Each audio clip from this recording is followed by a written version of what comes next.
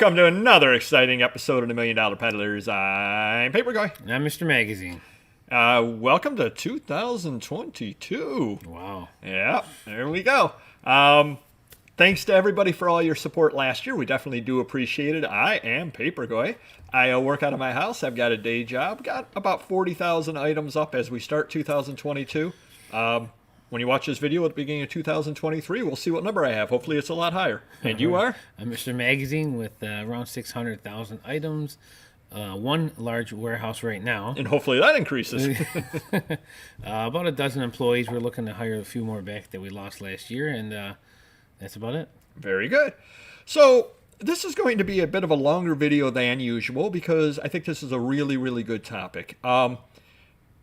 You're always open and honest about things, so I'm going to ask you to be open and honest about prices and what happened on a deal. And then, right. Trust me, there's a reason for this. Okay. So a subscriber, a local subscriber, shout out to him. He knows who he is when he hears the story, came in and sold you something or other. And what was it? 1959 Topps baseball card complete set and binder. Okay, and what would you consider the condition to be? Probably, I would say good overall with some better, some worse, The Gibson was trimmed, Yeah, etc. yeah. But he pointed that Yeah. out to you. Yeah, he was very open and forthright in the condition. Yeah. And what did you pay on it?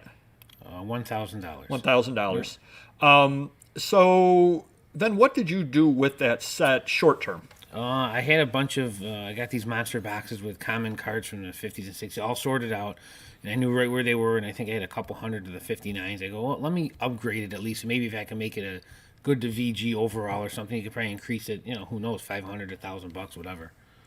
Okay, so you upgraded it. Yeah. Now, you had done some research on it before you bought it, and you Yeah. knew that paying $1,000 in the condition it was in the good condition that it was in, Yeah. what would you be able to sell the set for before you did any upgrades?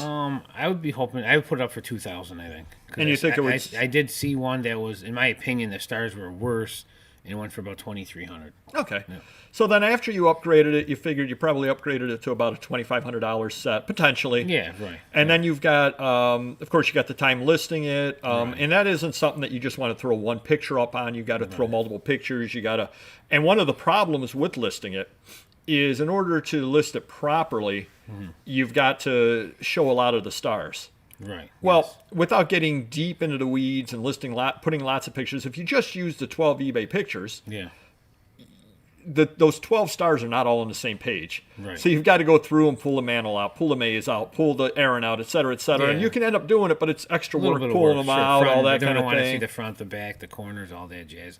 And plus with eBay lately, the more cards we get on, the more we're realizing how frustrating it is to sell cards because we're getting all these low offers. So we have been pricing our cards at top dollar because we know they could go on sale. We could take offers. So, if we price them out, say the set's worth $2,500, we're going to be getting $1,500 offers. So we would price out at maybe $3,000 then. So their offers hopefully be a little higher, more realistic. So Yep. And then out of that, you've got the fees, you got to pack, you got to worry Sure. about whether it gets there, et cetera, et cetera. Yeah. So I believe you found a local sucker to buy it off you.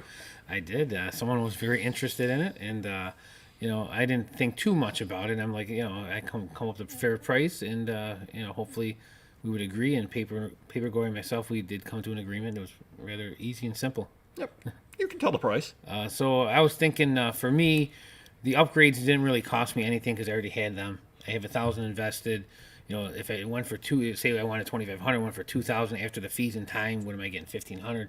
So I just said, give me $1,500. I figure that's $3 a card overall. To me, it would be a deal. Even breaking up the stars. So. Yep. Yep. And I bought it because I've got a set that it was the first major set that I built.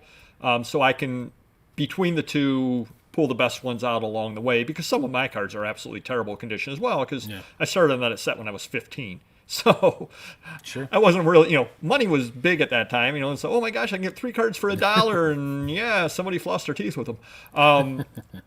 But the reason I bring that story up, do you remember the binder that it was in? Like a white binder? Yep. Do you remember what was on the front of that white binder? There was a cover sheet. It looks like someone was trying to sell it at a flea market or something maybe, and it said $5,000 value. Yep. Yeah. And that is what this is about. whether or not it's really worth $5,000 in the condition, Mr. Magazine looked at it, didn't feel that it was. The person that was selling it locally understood that it wasn't worth that, and again, they sold it for $1,000. But if you're, I don't want to use the word unsuspecting, but if you're not as into it, where you're going to take the time to look everything up, what is the first value that you place on it? As you're walking by it at the flea market, you're going to say, "Wow, that's worth $5,000." Sure. Whether it is or it's not, Good marketing, yeah, definitely. that is the first number that you think. So then, when the guy says, "I'll give it to you for $2,000," even if that's a little bit overpriced, in your head you're saying, "Wow, I'm paying 40% of what it's worth." Sure. And I think that is really a very, very valuable lesson. Now, you can't be outrageous about things. It's not like I can go and I can take a Michael Jordan rookie card in, graded PSA 3 and say, this is worth $40,000. No, it's not worth $40,000. People can readily look that one up. But when you get into some of the more obscure items, which I definitely sell, and you have a lot of magazines that you're the only one out there. Yeah. You can set the value. And I think it's very, very important to set the value. And again, this is not going to work on a March 1985 Road and Track magazine. It's not going to work because the value has been set by 40 other sellers that's an $8 magazine. Yeah. But you get one of those bonsai magazines. What did you price those at and why? Oh, I think we priced them out at 17, and then if they didn't plus sell, shipping. Yeah, if they didn't sell, we always add like $5 in our store because we're going to take offers. So 22 plus shipping. So you price them out at $28. Is what you're setting the value on them at. Sure. So I come onto them, come onto it and find them, and it isn't something that I collect. It isn't something that I know a lot about. But I click on one, and it's got an article that I'm interested in about some Japanese designer that uses bonsai in their thing. Sure. And what is the immediate value placed on it in my head? $28. Right, sure. So I look at it and I say, geez, that's kind of cool. $28 seems like more than I want to pay. Maybe I can get a deal. Maybe I can offer the guy $20 on it. Right. If you priced it at $20, you've established the value at $20. And then his offer would have been 12 or 13. Yeah. Yeah. Absolutely. So I think that going into 2022, and this kind of ties into a live show that we did recently as well about not allowing your eBay store to become a garage sale. Yeah. You can place the value on the more obscure things.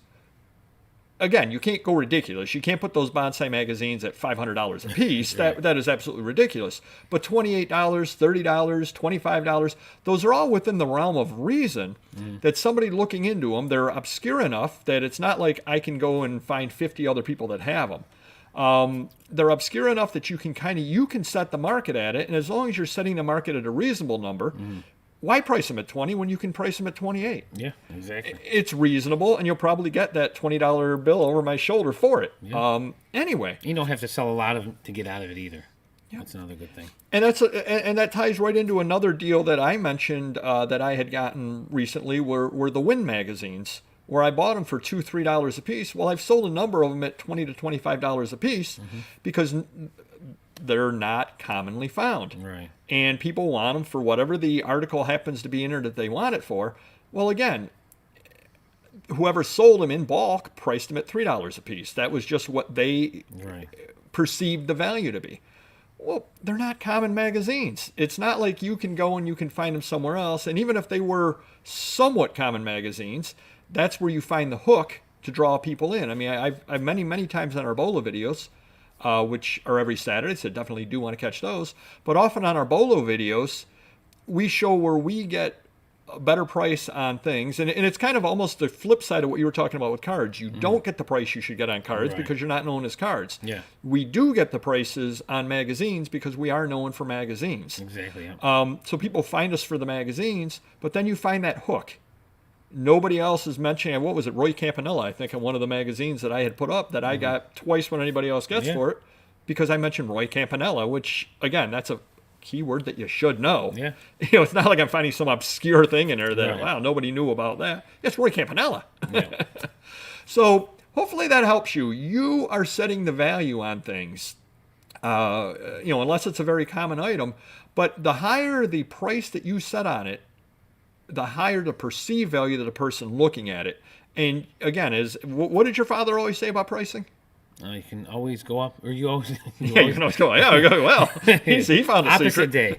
Yeah, you can't go up. You can always go down. Yeah, right, exactly. So, and to be quite honest with you, or your father used to do that in your retail store all the time. I'd walk in and I'd be looking at these cards and I'd be saying, $200. Yeah, they'd be priced like in mint condition prices, but they really weren't mint. Yeah. But, and maybe I was foolish back in the day, but I'd look and you'd be like, about $50 on that. Yeah. And right or wrong in my head, wow, Yeah. he wanted $200 on it. He's willing to sell it for $50. Yeah. Well, that's not bad at all. And it probably was worth 60, 65. So you were still giving me a good deal, but you weren't giving me as good of a deal as your price would imply that you were giving. Sure. Well, then the comic store up the road for me that went out of business a few years ago. When I was little, they always had high price on all their back issues, but then like once a month they'd have 50% off, and then you could get them for a realistic price. Go in there and spend. In your head, you're spending $200, but you're getting $400 in comics, but really you might be getting $250 or $300. So it's good. Yeah, so it definitely does work. So hopefully that helps you some. Do comment down below about how you set the value on something or other that you can't find a comp on, or even if you can find a comp on, do you throw it out the window and set your own value on it, and why? Do hit the like button, and we will see you next video. Take care. Bye-bye.